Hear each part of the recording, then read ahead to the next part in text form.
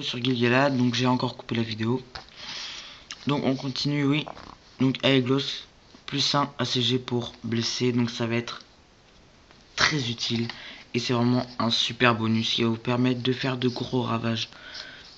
Avec 4 de force, si par exemple, ce qui va être le plus courant, Gilgalad affronte des orques, ce ne sera pas rare d'obtenir des 4 ou plus sur le jet pour blesser. Donc de quoi faire, de quoi garantir le maximum de morts par tour. Donc Gilgalad, il faut l'avoir, il est très puissant au combat. Bon, son petit point faible, son point de destin, qui le rend assez fragile, mais bon, avec le bouclier, il va bien résister au choc. Voilà, je pense que vraiment, il n'a pas vraiment de point faible. Et en plus, il vaut pas tant de points que ça, donc il faut vraiment l'intégrer dans l'armée. Il est très efficace.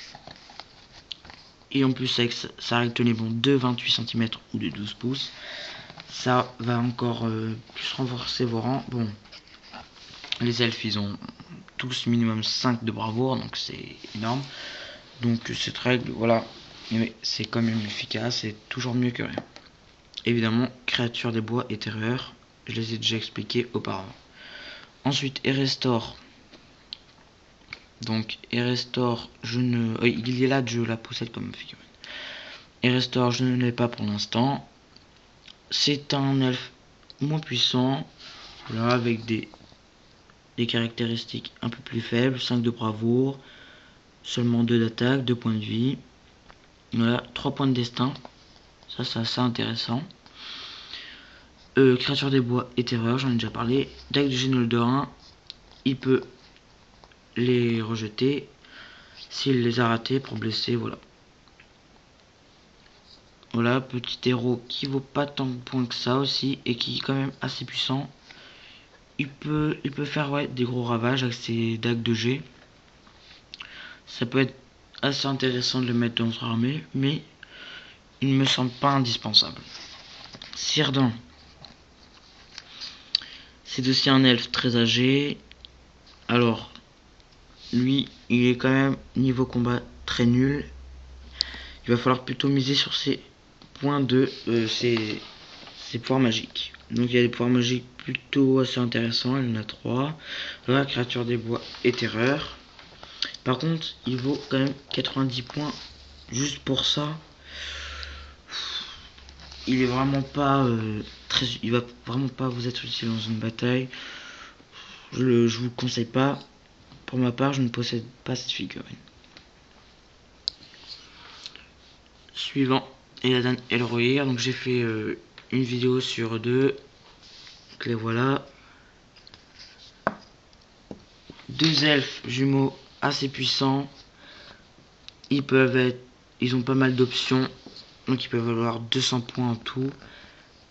Des caractéristiques assez intéressantes. Ils vont pas vous permettre de faire quand même beaucoup de ravages. Leur lien indestructible, ça peut être assez intéressant. Leur force passe à 5 et leur défense passe à 5 aussi du coup. Non, à 4 pardon. Ils ont 5 de base. Donc ça va être assez efficace, mais attention, ça peut être à double tranchant. Plus que 5 de défense, ou 4 s'il n'a pas d'armure lourde. Ça peut le rendre vulnérable aux héros ou aux autres guerriers qui ont généralement 3 de force. Donc du coup, ça va être du 5 ou plus minimum assuré. Donc il faut faire attention. Règle une autre règle spéciale, créature des bois. Il ne me semble pas indispensable de posséder l'Aden et le Rohir, mais je vous les conseille fortement. Arwen, des valeurs de combat assez faibles, 1 d'attaque, 3 de force et un seul point de puissance. Néanmoins, avec son cheval, ça va vous permettre de un peu renforcer ses maigres valeurs de combat. Cavalier expert, assez intéressant, et créature des bois. Un pouvoir magique, colère de la nature, donc c'est celui d'Elrond. D'ailleurs, Arwen est la fille d'Elrond. Bon, Arwen pour 60 points, je ne pense pas que ça vaut le coup pour ma part, je ne possède pas cette figurine. Je ne sais pas s'il faut la mettre dans votre armée. En tout cas, ne la mettez pas à chaque fois. Cette figurine, pour moi, n'est pas... Je ne vous la conseille pas, tout simplement. Mais elle peut être quand même assez intéressante. Voilà. Glorfindel, Seigneur de l'Ouest. Un grand combattant elfe. 130 points. Qui est décédé face à un Balrog. Donc, ses valeurs très puissantes, capacité de combat 7, c'est beaucoup. 4 de force, 5 de défense, voilà. 7 de bravoure, fait assez rare. Donc ça va être quand même assez utile. Et point de volonté et destin, 3 partout. Donc, lui aussi, un peu comme Elrond, il va vous permettre de faire beaucoup de massacres pendant assez longtemps. Voilà, avec ses 3 points de destin, il devrait bien encaisser. Et si vous lui mettez l'armure de Gondolin qui le rend résistant à la magie, là, ça va encore renforcer sa défense. Il va être invulnérable avec ses 3 points de volonté face au pouvoir magique des chamans du mal. Cavalier expert et créature des bois comme règle spéciale. Donc, pour cette figurine, je ne la possède pas aussi. Je vous la conseille, mais elle ne me semble pas indispensable. Suivant, Gildor Inglorion, 80 points. Donc c'est un elfe assez intéressant avec ses 8 pouces et 20 cm de mouvement. Et sa règle créature des bois, il va pouvoir tracer sur les champs de bataille. Ça va être assez intéressant. En plus, si vous utilisez cette option, si vous pouvez améliorer vos guerriers elfes sylvestres pour qu'ils avancent au même mouvement que lui. Donc vous allez pouvoir tracer sur le champ de bataille, bouger un peu partout, faire pas mal de morts. Ça peut être quand même assez intéressant ce mouvement. Un bon combat, une petite défense, voilà, de l'attaque, 2 points de vie, plus de bravoure, et 4 points de volonté, ça c'est quand même pas mal. Un pouvoir magique, immobilisation, 2 règles spéciales, créature des bois et terreur, je les ai déjà expliquées auparavant. Je ne possède pas la figurine, mais pour cette armée des hauts elfes, je vous le conseille, mais je le trouve pas indispensable. Par contre, si vous faites les elfes sylvestres, oui. Comme dans les elfes sylvestres, il n'y a pas beaucoup de héros. Je vous conseille quand même de le mettre dans votre armée. Il va quand même bien vous aider, je pense. Ensuite, les maîtres des orages hauts elfes. 60 points. Honnêtement, je trouve qu'il vaut pas beaucoup de points. Donc il a des valeurs assez faibles. Petite défense. Bon, au combat, c'est vraiment pas lui qui va vous aider. Par contre, avec ses pouvoirs magiques, appel au vent et volonté de fer, il va vous être quand même assez intéressant. Il va pouvoir renforcer vos rangs d'elfes qui sont souvent assez maigres, 1 ou 2 rangs. Voilà, ça peut quand même vous être utile, je vous le conseille. Mais ça me semble pas du tout indispensable. Le capitaine aux elfes, 75 points sans option. Pour un capitaine, c'est énorme. Donc, si vous lui rajoutez toutes ces options, 95 points. 95 points pour un capitaine, c'est quand même beaucoup.